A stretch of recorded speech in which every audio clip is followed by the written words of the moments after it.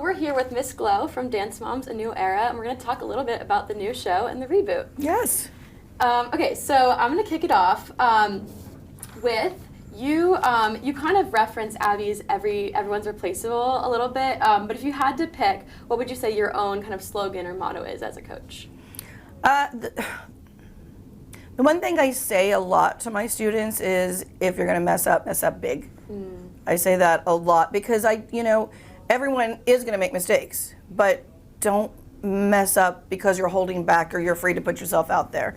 So if you're going to mess up, own it, be big, make it a solo, do whatever you have to do, but mess up big. I love that. Also, in the beginning of the show, you do allude to having a previous friendship with Abby Lee Miller. Can you give us some more background on your relationship, and do you think she's actually jealous, like you said? Wow. Abby and I met on the original show, and my daughter and I went on as one of the placements for her team, and we became actually really fast friends. We've both been in the business for a very long time. We know a lot of the same people. We teach very similar styles, very technically based. We really put an emphasis on terminology. And I respect her as a dance professional. She knows her stuff.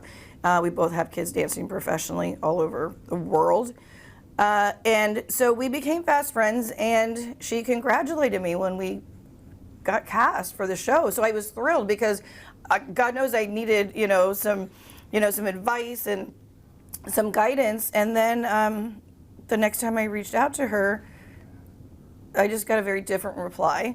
So, it was upsetting, and I don't know. Friendship is above all else to me. This was a new show. It wasn't going to be her, so why she wouldn't be happy for her friend, I'm not really sure, but, hopefully we'll get past that at some point. Do you have any favorite memories in kind of maybe competing against them or kind of seeing the dance world change kind of at the time of the original show? Competing against them, I loved all of the times we beat them. We did. Nearly every time we competed against them, our groups won. My daughter won against Chloe multiple times. She won against there was a new junior elite team that she brought in. She won against them. So those were great memories to know, because I hold her in high regard. I think her kids are amazing, or were amazing dancers. So to be able to do that, yeah, I think that was exciting. But definitely a lot of pressure. You talk a lot about living up to kind of your predecessors. Well, sure. Do you think that you lived up to that expectation? And can you maybe give a little pitch to fans of the old show? I hope so. I hope I lived up to that. But I'm me, right? I'm a firm, tough teacher who wants my students to succeed. I expect my moms to trust me and let me do my job, but to also help in that respect. It depends on what they're looking for in a coach. I teach a little differently, and I think that's okay. It's a different time, it's a different era, and it's like any other movie or TV show. You're going to remember the original, and a lot of them are calling for the OGs to come back, and I'm like, they're 30 years old. No, they're not 30, but they're older now. They're not dancing. So I do love that my iteration of the show has my homegrown children, my homegrown students that I've raised and I've taught. So I'm not going out and just picking the best dancers from around the country. We have our struggles, and they all are very different. But I think that has a lot to do with the love of the first show. Those kids that knew each other and they grew up together, and people could relate to them because they weren't necessarily, the national champion soloists, Yeah.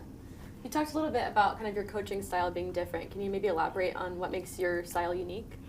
Well, I think I was laughing earlier because I realized when someone asked me if I yell, and I said, I think all dance teachers yell because there's loud music playing at all times. Mm-hmm. But then do I yell in anger? My frustration is when the kids aren't trying. I can forgive anyone if they're trying their best, right? I want the kids to work hard. And when it's time to work, it's time to work. When it's time to play, I'll be on the floor with them doing that. But I do want them to work hard. And so, it comes from a place of love, and I want them to succeed. I want them to succeed in whatever it is they want to do with dance, whether it's go be on a college dance team or go be a professional ballet dancer or go to Broadway.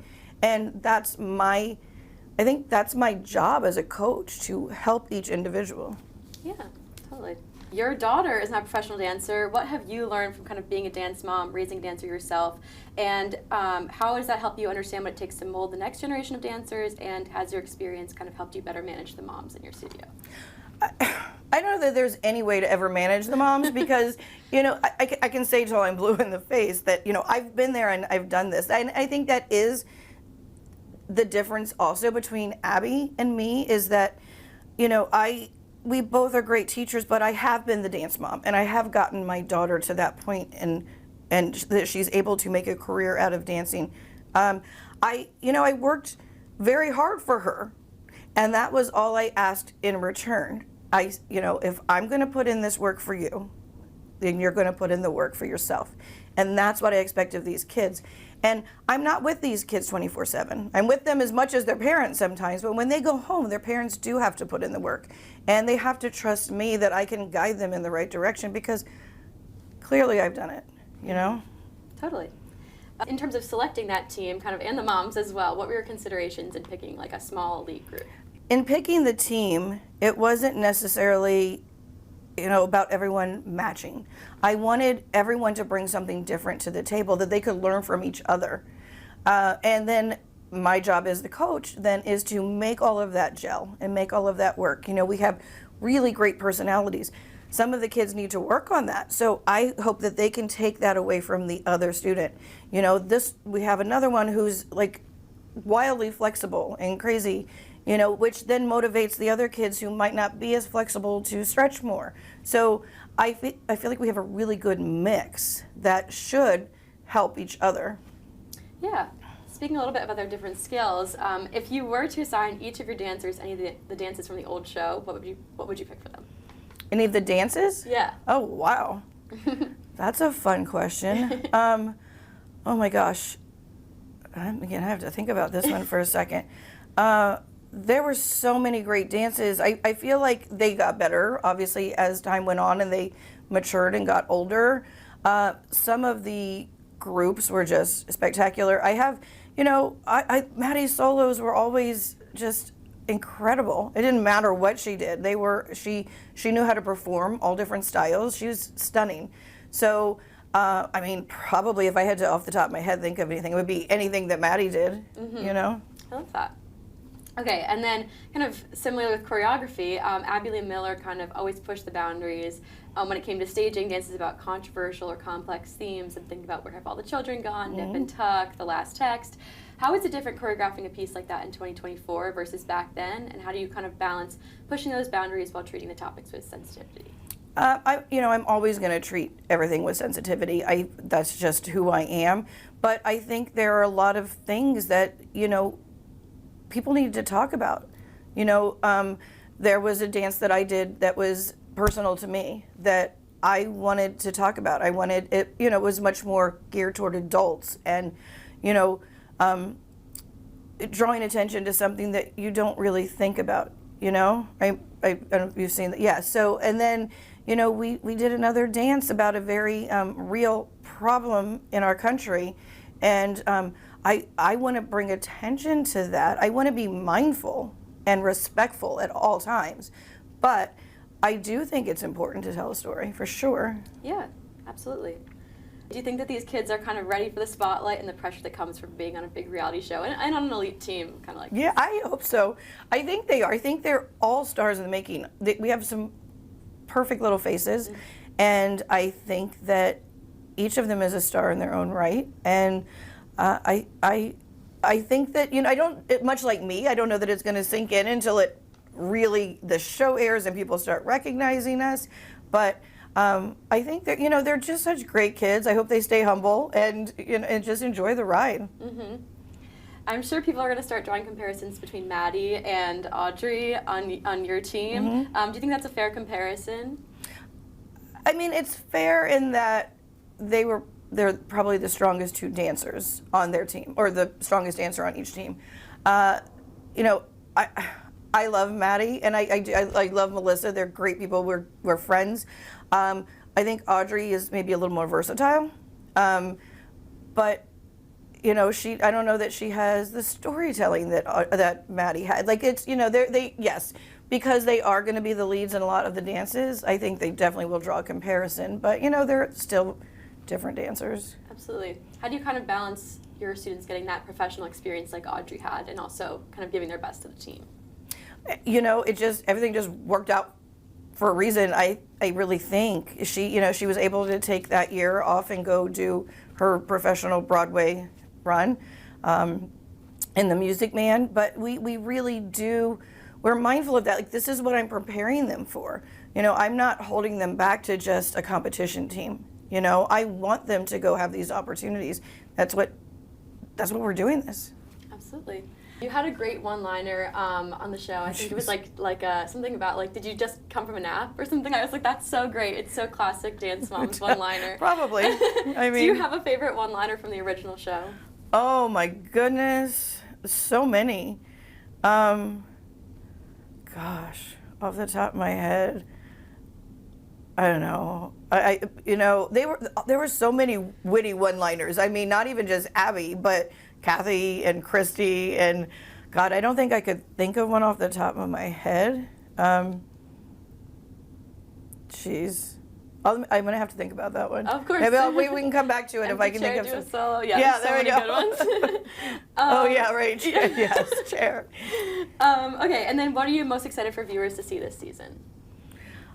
I'm excited for them just to see the show in general. I think this was so iconic, and so many people watch, and this is why Audrey started dancing, because of the original Dance Moms. Wow. Her mom put her in dance after watching, right? So I want to see more kids go sign up for dance, you know, for whatever reason it is, just so that they walk a little taller and act, you know, a little more confident in public. And I have so many parents who tell me you know, my kid would never even look someone in the eye, and now they're on stage doing a solo, you know. So I want people to remember, we're not trying to be the same. We're different. There may be similarities because it is Dance Moms, right? And there's a formula to the show, but at the same time, we're doing us, and I think we're fantastic. I love that. Thank Okay, you. I'm going to go a little bit deeper into each of the first three episodes. Okay. Okay, so the first episode, we never really see your stance on, do you think it's the mom's responsibility to rehearse the dances with their daughters? I do think that it's the mom's responsibilities to make sure they are working at home. Now, I feel like each of those children is capable of doing it themselves, but as we know, children can be easily distracted, right? So there were TikTok conversations, and there were things like that. So I do think it is their job, if they're putting a lot of money into this, you know, and a lot of their time, and they're neglecting other family members for dance, right? So I think that they need to parent the children and say, if I'm doing this, you're going to put in the work as well. Absolutely. In the second episode, you kind of tackle themes of grief and loss with the girls in the group dance, and there's a big revelation about Mina and Min's family. How were you able to work through the emotions of that week together, and do you feel like the dance did the story you set out to tell justice? It was hard. We had no idea. Mm-hmm. We actually had no idea, and we even finished a lot of the filming, and all of a sudden Mina just comes out with this comment, and everybody kind of looked around and they were like, nah, what? Because we thought we'd even known her longer than that, you know, longer than that. It was really difficult because I guess it was so very fresh, and she didn't want to talk about it.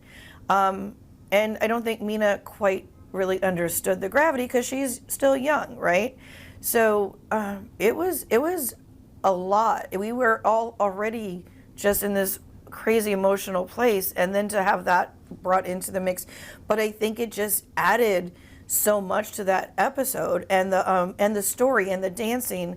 And I tried to be very mindful of them when also telling the story. Even though it was something I set out to do for myself, I wanted to make sure that I was honoring Min's son as well.